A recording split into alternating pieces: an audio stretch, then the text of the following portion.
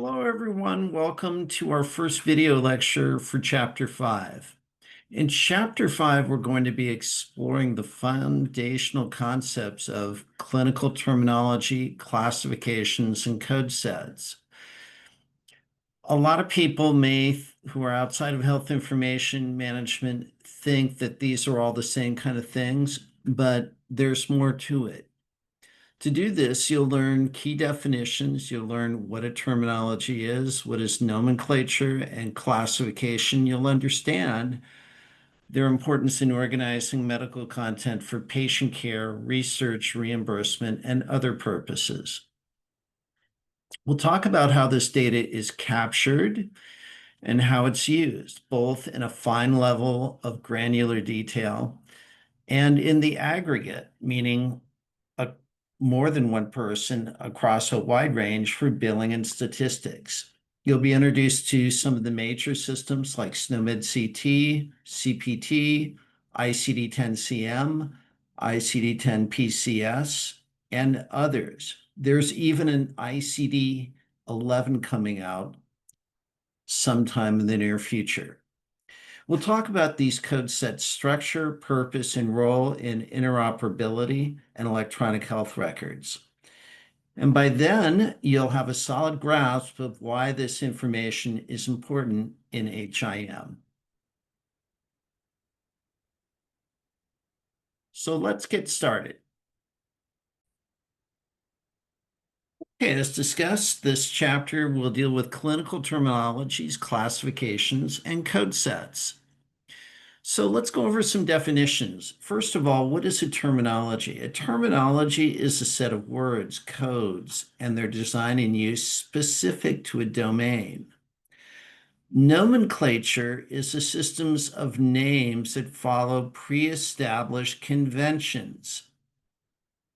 And then a classification is a monohierarchical method of organizing these related terms. So these may sound very abstract, but as we work through them and read the text and reflect on them, I think it'll make a little bit more sense. A code is an identifier for a term. So we have terminology, and then we have a code for it. Hypertension is a term. I-10 in an ICD-10-CM context is the identifier. The code set, in other words, all the codes for all the related terms for diagnoses or health status, is ICD-10-CM. It's the accumulation of all the existing codes. And a code system is this organized system of terms with unique identifiers that exist in some sort of structure, as we'll see in coding. So what's the background and why does this stuff matter? Historically, we use this to identify causes of death. And then it expanded for healthcare statistics, for research. And now, especially in our dollar-conscious world, it's important for claim submission for healthcare reimbursement. One of the things that's really important, and when you take ICD-10-CM or PCS coding or CPT coding, is the level of detail. Details are the key to use. And we talk about granular details, we're talking about a fine level of detail. There's a big difference between left-sided heart failure and right-sided heart failure.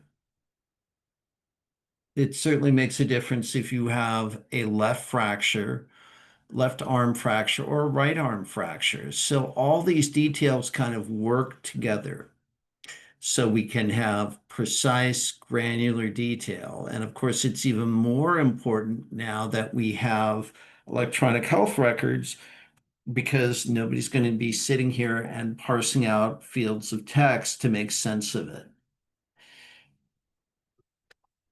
When we start combining data, we're looking at aggregate data, and this involves, say, classifications and code systems. So we talk about aggregate data, we're not talking about one person's individual identifiable information. We're talking about typically de-identified data sets that run across the electronic health record systems that encompass much more than just one patient.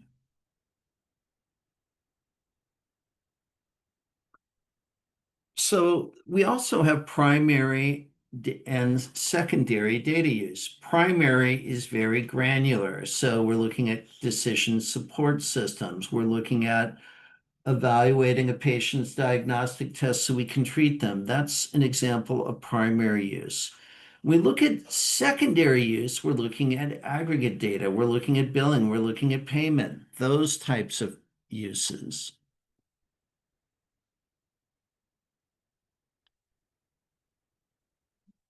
And then with clinical terminologies, classifications, and code sets, we need to have a standard. We don't want to have statistics being collected in like 4 different code sets, right?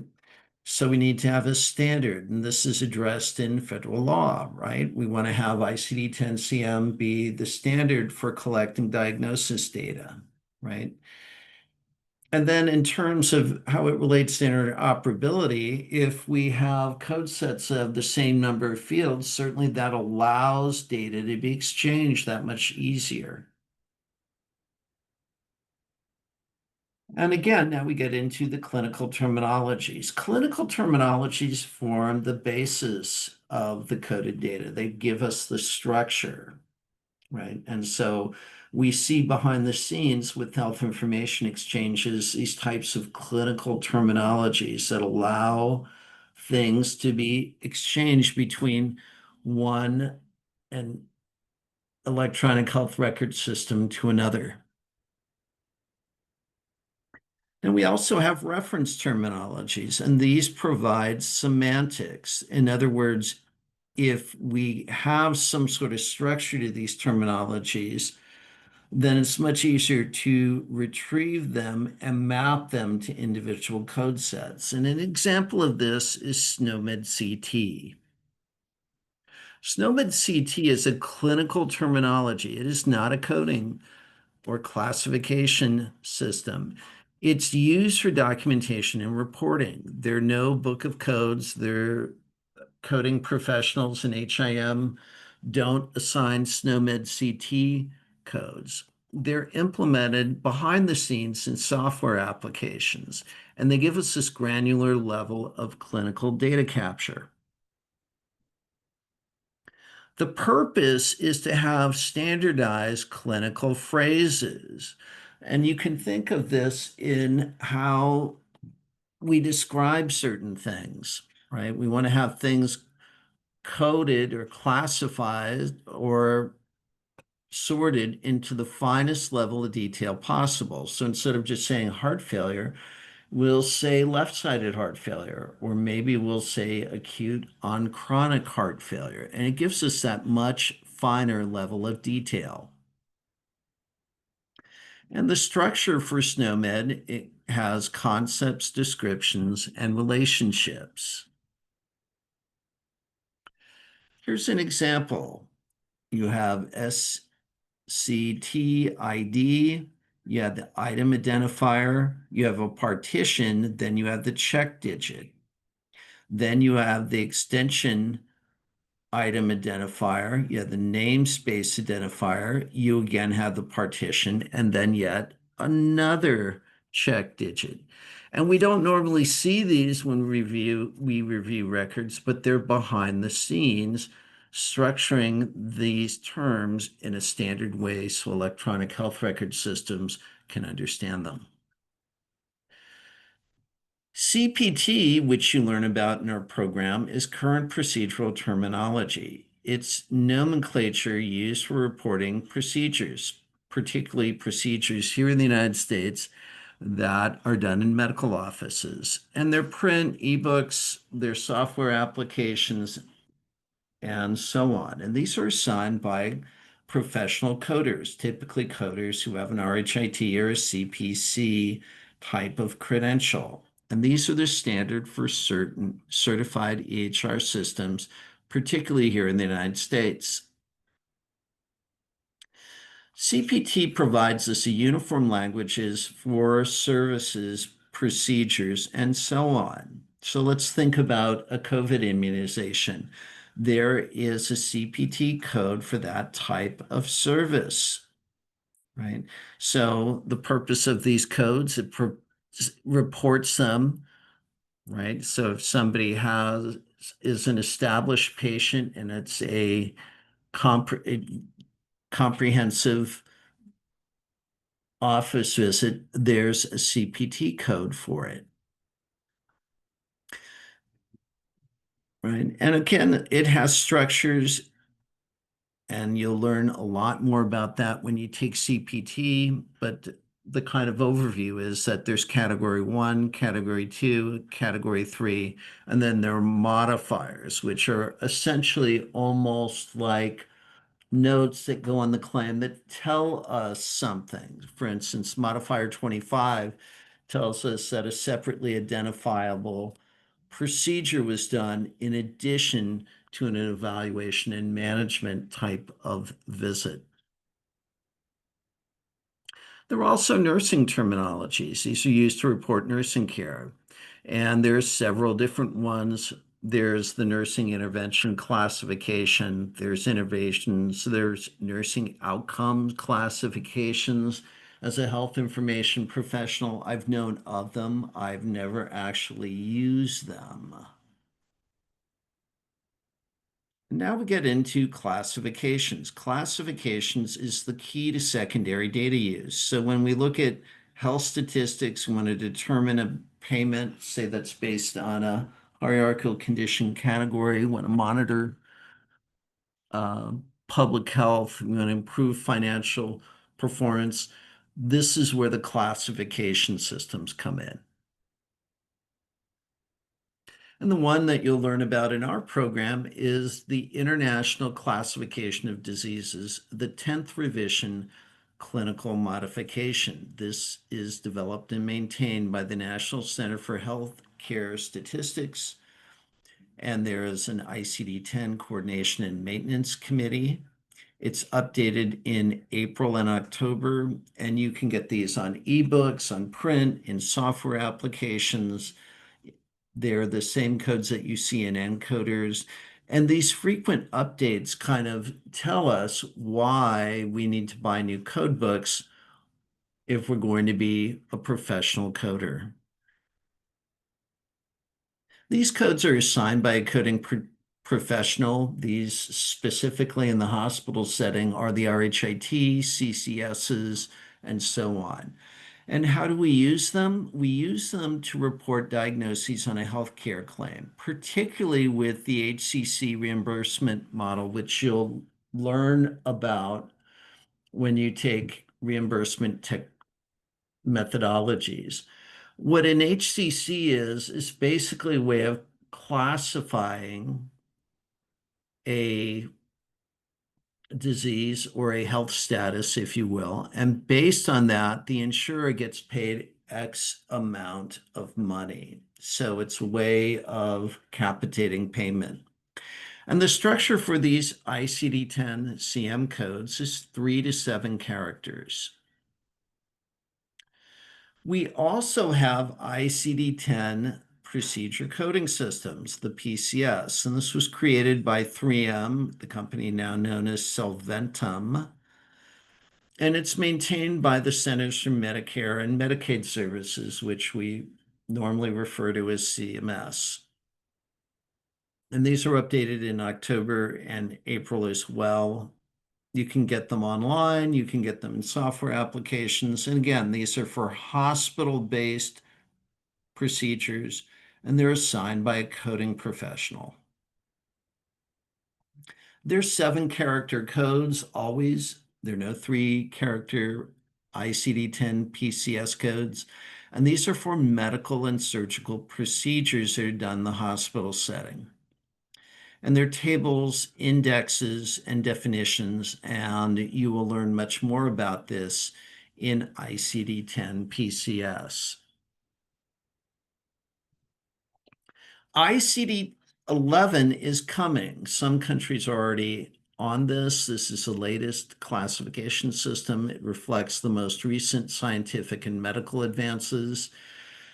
It's easier to be integrated with electronic health record systems and billing applications and so on. And it has improved links to terminologies and related classifications. It has some new content, some Chinese medicine types of disorders, patterns. It has new chapters, a lot of interest in sleep to wake disorders, conditions related to sexual health, and some extension codes. Then we have the International Classification of Functioning, Disability, and Health. And this is for people that have some sort of neurological impairment. And it's a way of classifying how severe their impairment is. And it covers body functions, activities, participation, environmental factors, body structures, and so on. Anything that's relevant to how an individual with a disability functions. Sorry about that.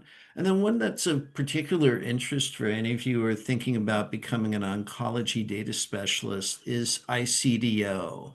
And this is similar to ICD-10-CM, except think of it just for cancer.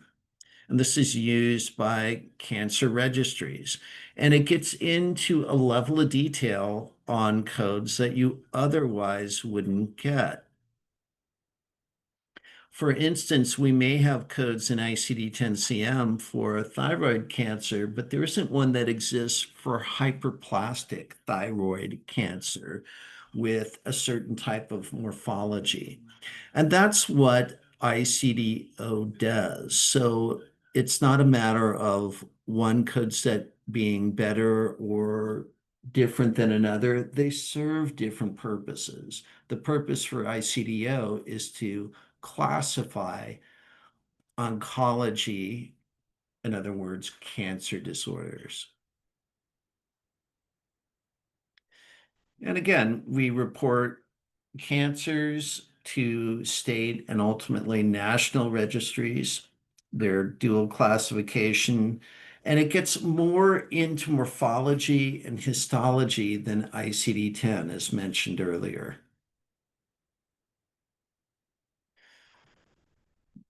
Now we're going to get into the area of mental health, which is something some of you may have heard of, the DSM-5.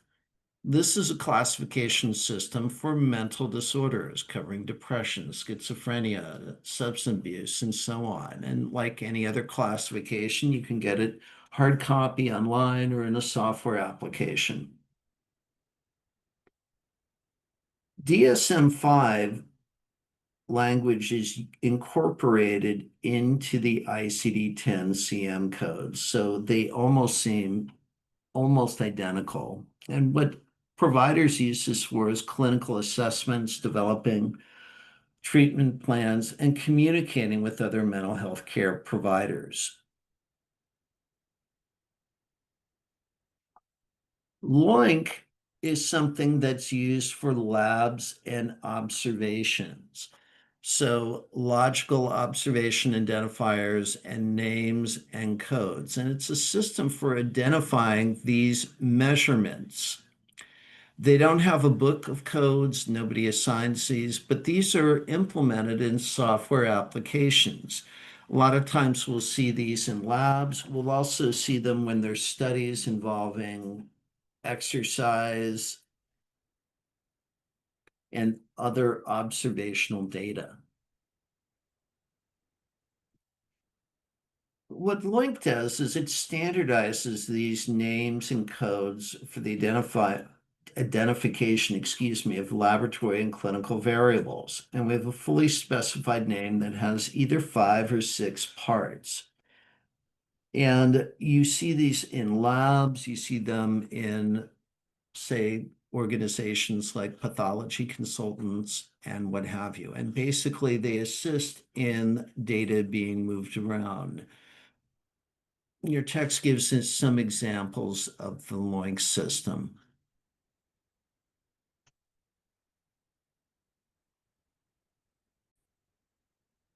That's all I have for you. Come back for our next lecture where we'll get into more of the details about coding and classification systems. We'll see you then.